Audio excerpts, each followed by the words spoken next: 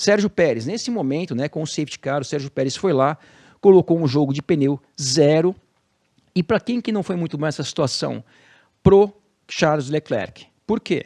Primeiro, o Leclerc tinha parado algumas voltas antes, né, desse safety car, e é sempre uma vantagem muito grande quando você para no safety car, porque você perde muito menos tempo quando você para com a corrida neutralizada com o safety car, e o Leclerc parou, que é o que o Sérgio Pérez fez, e outros pilotos fizeram também, e o Charles Leclerc, como já havia parado, ele não teve esse benefício de fazer uma troca de pneus com o safety car. Esse foi o primeiro prejuízo do Sérgio Pérez. Segundo, o Sérgio Pérez, por ter parado um pouco mais cedo, olha só no momento da relargada. Ele está ali na primeira colocação, porém, com um pneu de 6 voltas, enquanto Pérez, pneu de 1 volta. Gasly, numa estratégia diferente, Piastri também. Verstappen, com pneu de 1 volta. Ou seja, Pérez e Verstappen, que eram os pilotos ali que de fato estavam disputando com ele, tanto o Gasly quanto o Piastri, nesse momento, estavam ali entre o Verstappen e o Leclerc, e o Sérgio Pérez também, porque não tinham parado no momento do safety car. Mas, de novo, os pilotos que estavam de fato disputando com o Leclerc, Pérez e Max Verstappen, tinham um pneu ali que parece que não é muita diferença, apenas 5 voltas, mas realmente 5 voltas causa sim uma diferença no desempenho de um carro. Depois da relargada, a gente teve aqui a seguinte situação. Sérgio Pérez vai lá e faz uma manobra muito boa em cima de Leclerc. Leclerc, nesse momento ali, aparentemente não esperava que fosse atacado pelo Sérgio Pérez. Sérgio Pérez foi lá, atacou o Leclerc e ultrapassou. Na sequência, a gente vê a seguinte coisa, uma coisa muito parecida, voltando aqui, né, com o que aconteceu no Grande Prêmio de Interlagos aqui, há 15 dias atrás. Em Interlagos aconteceu o quê? O Sérgio Pérez ultrapassou Alonso na penúltima volta, e na última volta, o Alonso foi lá e reultrapassou o Sérgio Pérez. Por quê? Aqui em Interlagos, quando o Pérez ultrapassou o Alonso, todo mundo ali, eu pelo menos achei que ele fosse abrir. Ele não abriu. E o Alonso foi lá e reultrapassou o Pérez e tivemos aquela chegada espetacular entre os dois pilotos, o Alonso chegando na linha de chegada 5 centésimos à frente do Sérgio Pérez. No Grande Prêmio de Las Vegas, voltando à imagem aqui, o Pérez passou o Leclerc na volta 32 e na volta 35 o Pérez foi lá e reultrapassou o Charles Leclerc. Ou seja, quando o Pérez ultrapassou o Leclerc e não abriu, ele foi atacado de novo e nesse ponto do circuito, que é o mesmo ponto que o Pérez havia ultrapassado o Leclerc ultrapassa o Pérez. E para o azar dos dois, e para piorar a situação tanto de um quanto do outro, nesse passa-repassa entre Leclerc e Pérez, quem está ali logo atrás, que vocês podem ver na imagem, chegando, Max Verstappen. Desculpa, o Verstappen, mesmo com o carro ali quase a dianteira quebrada, faltando alguns pedaços, para a sorte dele, a Red Bull dele não perdeu tanto desempenho, já vinha ali se aproximando dos dois pilotos. E a consequência foi essa. Primeiro, Max Verstappen vai lá, ultrapassa o Sérgio Pérez, ó, uma volta depois, olha a distância que o Verstappen estava, uma volta depois ele vai lá, ultrapassa o Sérgio Pérez. Na volta seguinte, ele vai lá, ultrapassa o Leclerc. Ou seja, o Verstappen vai lá e demonstra que realmente o que ele faz com a Red Bull é diferente do que o Sérgio Pérez faz com a Red Bull. O Sérgio Pérez fica nessas brigas, passa, repassa, ultrapassa, tal, o Verstappen vai lá, passa um, passa outro e vai embora. Então, realmente, ficou mais uma vez demonstrada que a diferença de performance com esse carro da Red Bull entre Sérgio Pérez e Leclerc, e mais uma vez nessa imagem aí, o Max Verstappen vai lá e ultrapassa Leclerc com facilidade, assim como ele ultrapassou o Sérgio Pérez. Mas o Sérgio Pérez, após ter sido ultrapassado pelo Leclerc uma volta atrás, 2 voltas atrás, ele não desistiu, continuou colocando pressão no Leclerc e fez com que o Leclerc cometesse um erro. E foi justamente na parte ali do circuito que o Pérez tinha ultrapassado o Leclerc, que o Leclerc havia ultrapassado o Sérgio Pérez, e nesse momento, como vocês podem ver, o Leclerc, por estar forçando demais, principalmente nessa parte aí, para não deixar o Sérgio Pérez abrir o DRS e conseguir ultrapassar o Leclerc com o DRS. Esse é um circuito onde as ultrapassagens aconteceram com muita frequência, e isso é uma das coisas que, vamos falar assim, um lado positivo de um circuito de rua ou qualquer tipo de circuito com longas retas, é que a gente tem muita ultrapassagem, principalmente pelo fato da abertura da asa móvel fazer muita diferença. Por quê? Quando a abertura da asa móvel acontece, por exemplo, a 200 km por hora, em alguns circuitos, seja ele qual for, o efeito, a diferença na velocidade de um carro quando a asa móvel abre a 200 por hora é desse tamanho. Quando a mesma asa móvel abre quando um carro já está a 300 por hora, é desse tamanho. Faz muito mais diferença em altas velocidades.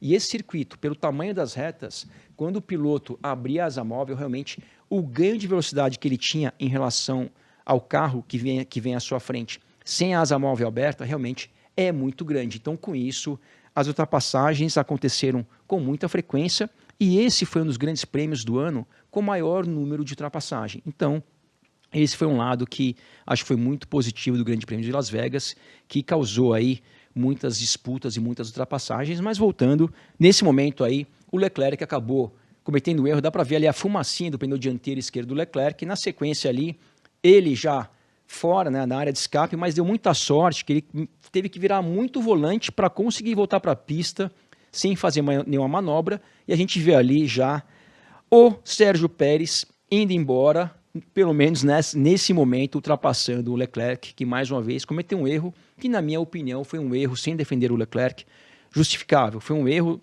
que o piloto cometeu quando um carro mais eficiente atrás dele, tentando não deixar o Pérez nesse momento se aproximar muito, acabou cometendo o erro, não deixa de ser um erro, mas de novo, para mim foi um erro justificável. Só que aconteceu o seguinte, de novo, o Pérez ultrapassou o Leclerc em cima desse erro, só que não abriu. E aí, quando a gente chega na volta 50, no final da volta 50, faltando ali uma curva para acabar a corrida, porque depois desse ponto do circuito, que é a mesma curva, que vou até passar a imagem para frente, é a mesma curva que há 15 voltas atrás, o próprio Leclerc havia ultrapassado o Sérgio Pérez. Aqui, a mesma coisa. E para mim isso foi muito surpreendente, por quê? Numa última volta, você tem que se defender o máximo possível. O Sérgio Pérez, nesse momento, mesmo tendo sido ultrapassado pelo próprio Leclerc há 15 voltas atrás, no mesmo ponto que ele também ultrapassou o Leclerc algumas voltas antes, como é que você não se defende no momento desses, na última volta de uma corrida, faltando ali uma curva para acabar o Grande Prêmio? Então, realmente, não deu para entender o que o Sérgio Pérez pensou nesse momento. Lógico, ele falou uma coisa que eu entendo e até concordo com ele, que é o seguinte: poxa, o Leclerc estava tão atrás de mim que eu não imaginei que ele fosse se jogar do jeito que ele se jogou. Realmente o mergulho que o Leclerc deu foi um pouco mais longe do que o normal. Mas mesmo assim, você não pode contar com, está muito longe, não vou me defender. Se defende. Se o Pérez coloca o carro no meio do circuito, ali nesse ponto do circuito, o Leclerc já não faria isso. E aí o Pérez teria chego na segunda colocação.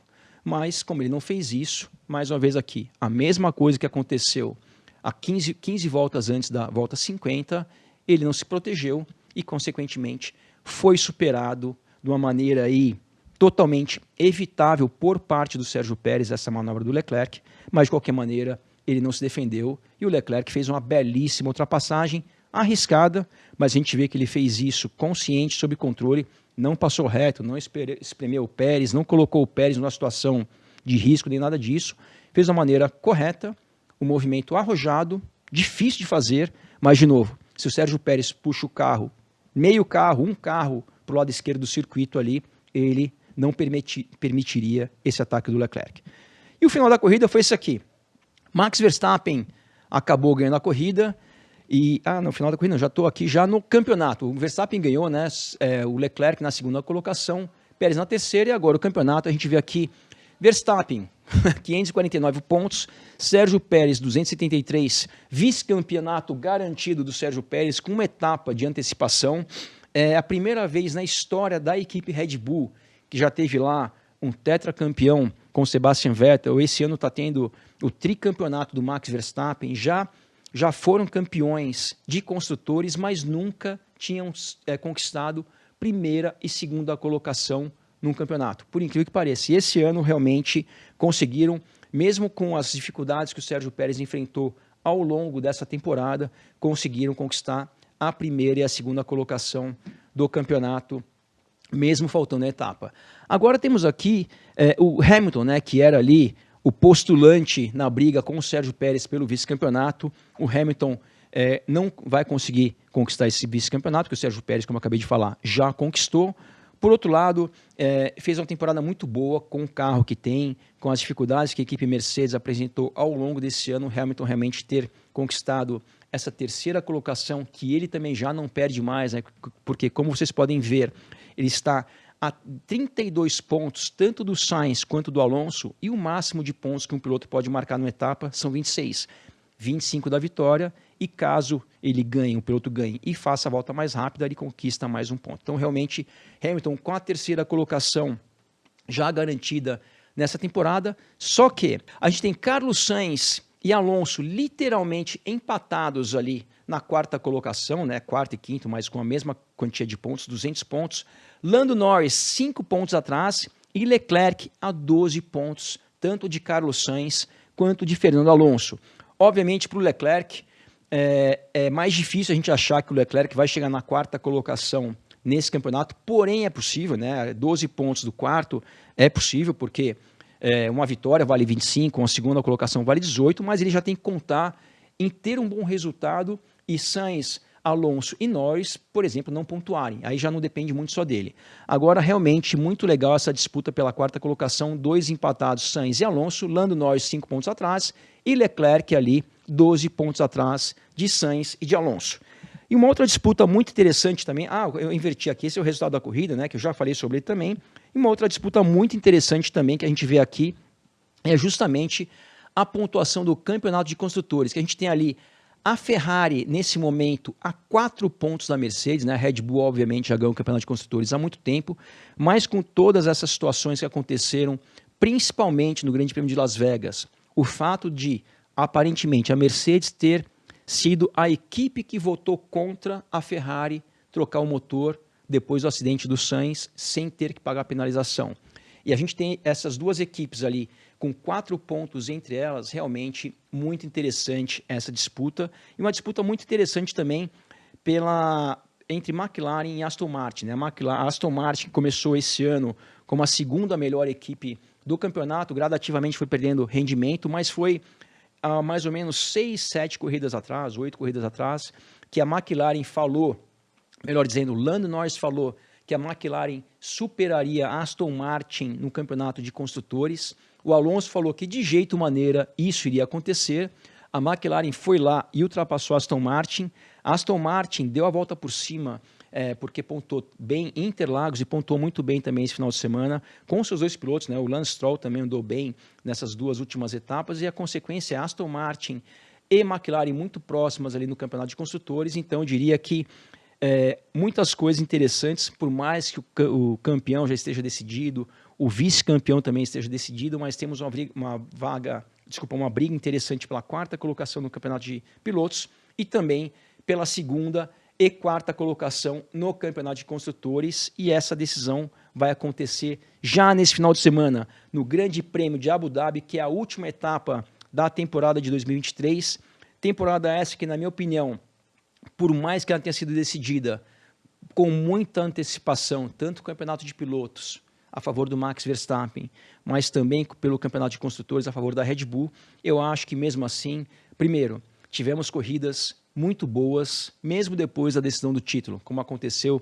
nesse Grande Prêmio de Las Vegas, como aconteceu, por exemplo, aqui no Grande Prêmio de Interlagos também, e além dessas disputas, tanto pelo terceiro lugar no campeonato, segundo lugar no campeonato de construtores, eu acho que ainda temos disputas muito interessantes. E como eu falei, esse final de semana, mais uma corrida em sequência, ao vivo na tela do Band Esportes e também na tela da Band, a última etapa do campeonato de 2023. E a gente vai estar aqui com vocês no Traduzindo F1. Eu vou estar aqui de volta, se Deus quiser, a Kalinquinha vai estar aqui comigo também, para falar tudo o que aconteceu nesse final de semana no Grande Prêmio de Abu Dhabi, última etapa do Mundial dessa temporada.